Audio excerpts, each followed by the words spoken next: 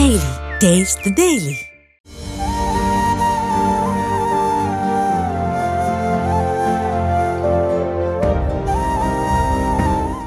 ரெண்டு காலம் உயிர்ந்து போய்க்குது.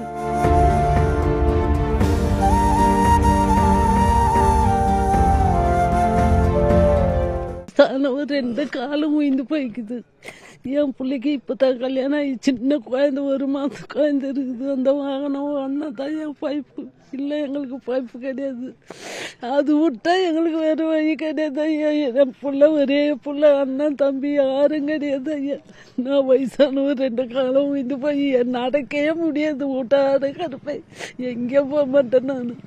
இருந்தாலும் என் பிள்ளை கஷ்டப்படுதே, நம்ம என்ன பண்ணுறது? உயிர் இதுக்குன்னு வர என்னை இட்டார கூட ஆள் இல்லை. அந்த மாதிரி சூழ்நிலை நான் இருக்கிறேன். நீங்கள் தான் பார்த்து என் பிள்ளைக்கு ஒரு உதவி பண்ணாங்க.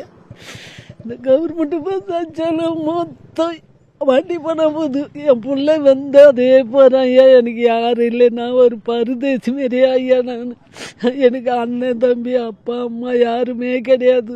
இவனை விட்டா எனக்கு வழி கிடையாது. என் பிள்ளைய விட்டாலும் எனக்கு, என் பிள்ளை விட்டாலும் எனக்கு வழி கிடையாது. அந்த மாதிரி சுயநலம் அந்த வண்டியை வச்சு போய்க்கிறோம் ஐயா. நாங்கள் அந்த வண்டியை இந்த அளவுக்கு ஆக்கி விட்டு அவங்க எந்த ஒரு நடவடிக்கையும் எடுக்க மாட்டேன்றாங்க. போய் போய் போய் போய் இதே என் பிள்ளை தான், என் நாத்தனார் பேரை.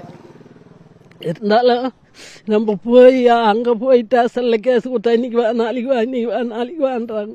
இந்த 4 நாள் ஆயிடுச்சு, எந்த ஒரு இதுவும் தெரியல. சரி நம்ம விசாரிச்சு அப்போ கவர்மெண்ட் பஸ்ஸுன்னா ஒரு ஆளே கூட சாவச்சிட்டா விட்டுருவாங்களா ஐயா? எனக்கு இருக்கிறது இந்த ஒரு 10 பிள்ளையா இருக்கிறாங்க. நின்று இப்போ என்னால் பேச முடியாத அளவுக்கு நிற்கிறேன்.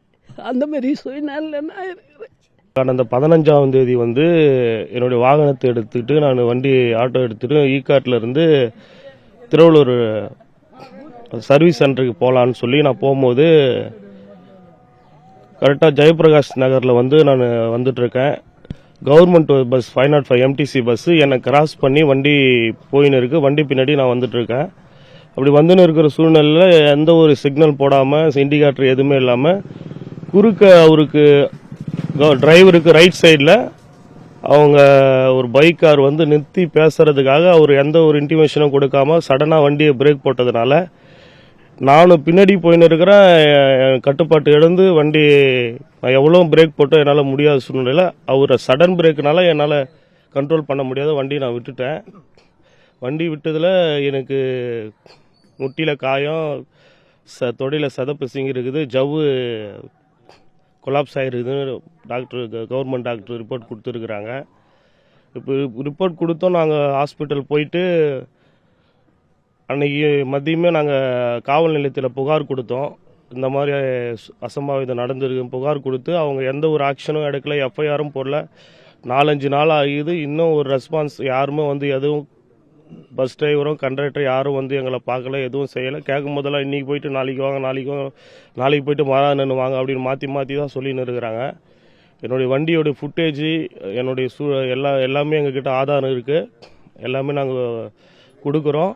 இதுக்கான ஒரு இழப்பீடு இந்த வண்டிக்கு எனக்கான இழப்பீடை அரசாங்கம் வாங்கி தரும்படி நாங்கள் கேட்டுக்கிறோம்.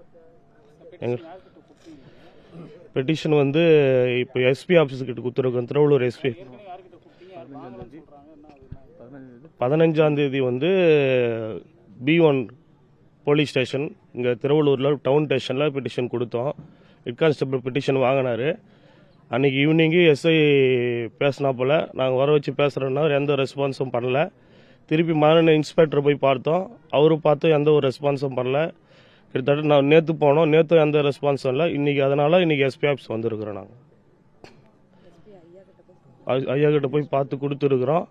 அவர் எஃப்ஐஆர் போட சொல்லியிருக்கிறாரு. போட்டுட்டு ரிஜிஸ்ட்ரேஷன் பண்ண சொல்லிவிட்டு ஈவினிங் உங்களுக்கு நாங்கள் என்னவோ அதுக்கான ஆக்ஷன் நடவடிக்கை எடுக்கிறோம் அப்படின்னு சொல்லியிருக்காங்க.